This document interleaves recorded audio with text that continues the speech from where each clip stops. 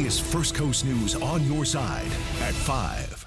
Right now at 5, a Jacksonville man found shot dead in his home on the south side of town. Thank you for joining us at 5. I'm Anthony Austin. And I'm Heather Crawford. This all happened in the Deer Cove neighborhood. That's on Fawn Lake Drive South.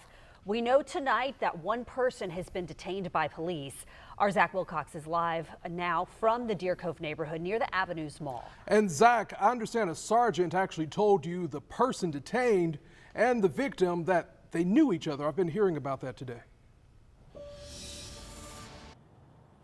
Yeah, Anthony, the sergeant couldn't tell us why the person was detained or exactly what their relationship was, but he did tell us that they did know each other. And this crime scene just cleared about an hour ago, maybe around 4 o'clock, but for 8 hours today, neighbors out here could see all of the flashing lights, all the crime scene tape, and had to show their IDs to try and get in and out of their neighborhoods. And we don't have a ton of information at this point, but what we do know is that the call came in around 8 this morning, and what you're looking at is video that we got from a neighbor who shared with us what it was like when the man was detained. And again, we're still trying to get more information. He has not been identified at this point, but we did find out that the call came in around 8 o'clock.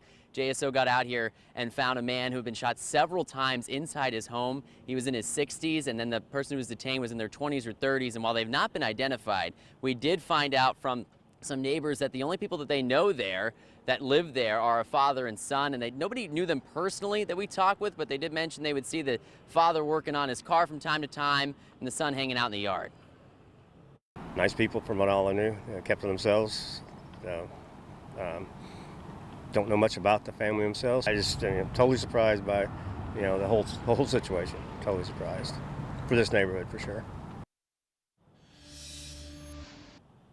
Now, JSO told us they believe this is an isolated incident at this point, that there's no risk to the neighbors around this area. And as I mentioned, the crime scene did open up so folks can freely get to and from their homes at this point.